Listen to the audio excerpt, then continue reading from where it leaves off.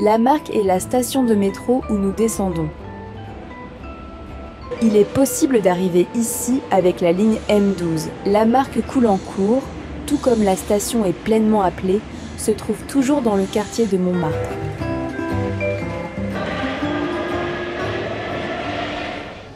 Nous voulons visiter le cimetière de Saint-Vincent. Ce n'est qu'un petit chemin piéton là-bas, mais il faut d'abord nous orienter en plein jour. Certaines étapes sont sportives à maîtriser. Une fois arrivé au sommet, marchez jusqu'à la rue Saint-Vincent. Il y a l'entrée du cimetière. C'est un petit cimetière pour Paris. Il est situé sur une pente ensoleillée au milieu des événements de Montmartre et est presque inconnu. Les touristes le laissent à gauche. Il s'agit principalement des tombes familiales des habitants établis de longue date de ce district. Mais les artistes et les peintres ont aussi trouvé leur lieu de repos final ici. Nous sommes intéressés par la tombe du peintre Maurice Utrillo. Comme nul autre, il pouvait capturer l'atmosphère de la butte, le quartier de Montmartre. Maurice Utrillo meurt en 1955 à 71 ans. Associated Press a enregistré les funérailles dans un film avec une grande sympathie pour la population. Car Maurice Utrillo était un enfant de Montmartre.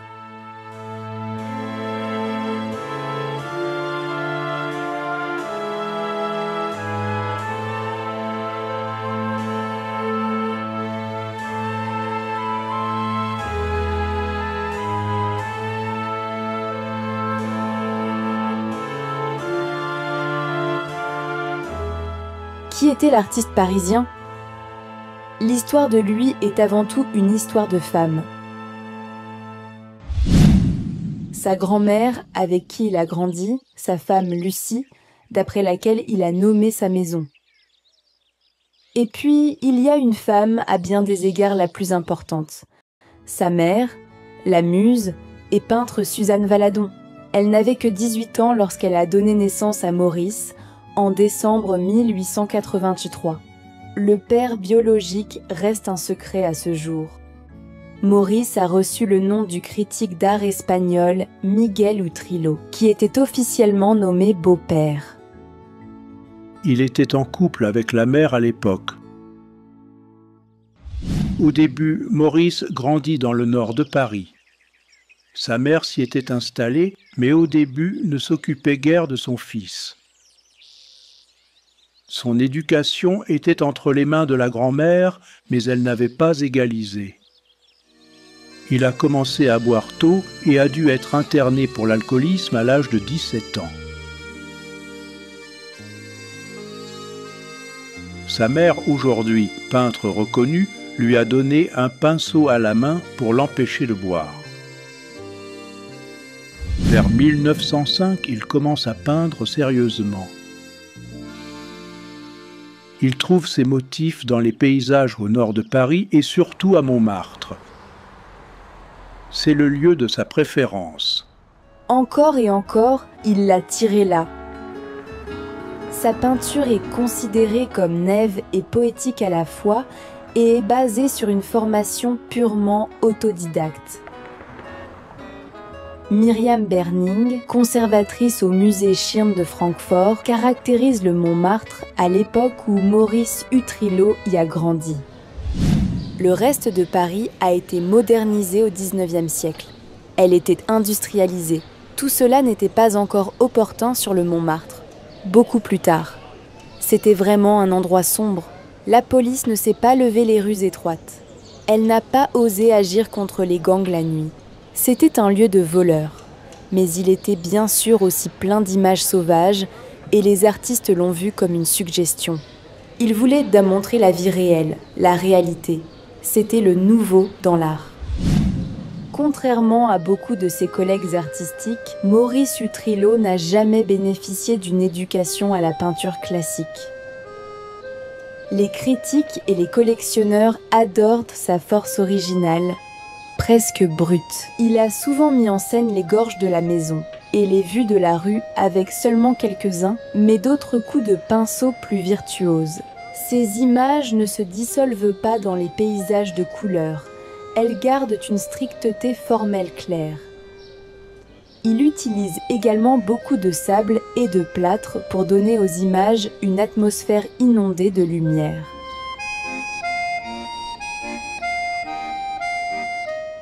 Vers 1900, il y avait environ 40 cafés et des variétés Montmartre. Paris est venu à Montmartre pour profiter de lieux de divertissement exotiques, pour ainsi dire. Il ne s'agit plus que d'un lieu historique. On voit ces petites rues pittoresques. Vous pouvez voir la Lapin Agile, cette variété où vous pouvez encore aller aujourd'hui le soir. C'est minuscule, pratiquement n'importe quelle variété à Paris est si petite.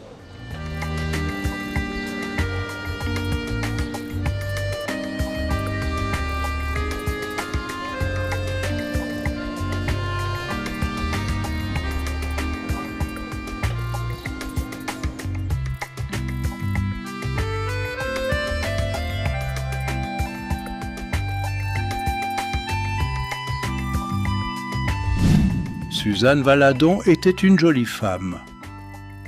Très jeune, dont la muse d'Auguste Renoir et de Toulouse-Lautrec. Avec eux, elle avait des relations d'amour. Une amitié paternelle existait jusqu'à sa mort avec Edgar Degas. Avec le peintre considérablement plus jeune André Hutter et son fils, elle mène une collaboration et travaille après la Première Guerre mondiale au-delà de toutes les conventions bourgeoises. Ils vivaient dans un studio de la rue Cortoux à Montmartre. Aujourd'hui partie du musée Montmartre.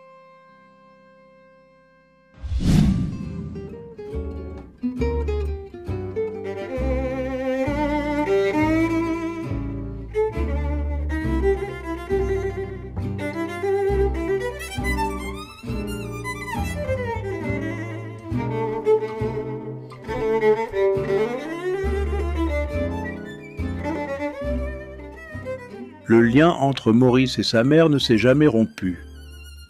Le peintre exprime son lien profond avec le dernier tableau dans sa signature, à savoir Maurice Utrillo, complété par un grand V tel que Valadon, pour appartenir à la mère. En 1924, il expose ses peintures pour la première fois avec Suzanne Valadon, également avec une grande attention au public. Cependant, le vin aurait toujours fait obstacle à son envie créative. Sa femme Lucie a été forcée de fermer l'alcool dans le placard afin qu'il n'ait pas bu plus.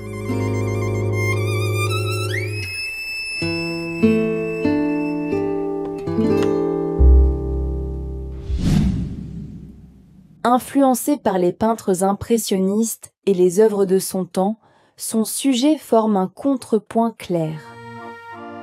Dans sa période la plus importante, la phase blanche, il mélange généreusement les couleurs comme d'habitude. Il utilise également beaucoup de sable et de plâtre pour donner aux images une atmosphère inondée de lumière. Ses interprétations poétiques des rues et des places ont contribué à rendre l'image romantique du quartier Montmartre populaire à ce jour.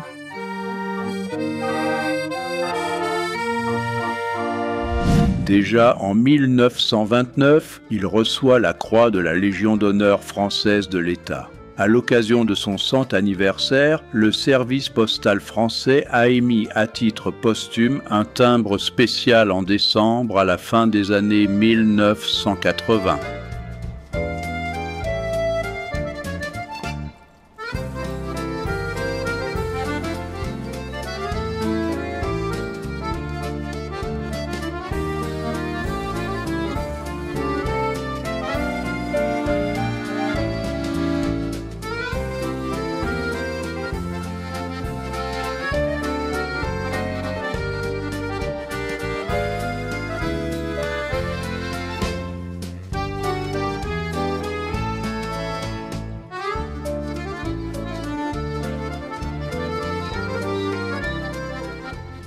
Maurice Utrillo n'a pas une telle base de fans en Allemagne comme les impressionnistes Monet ou Renoir.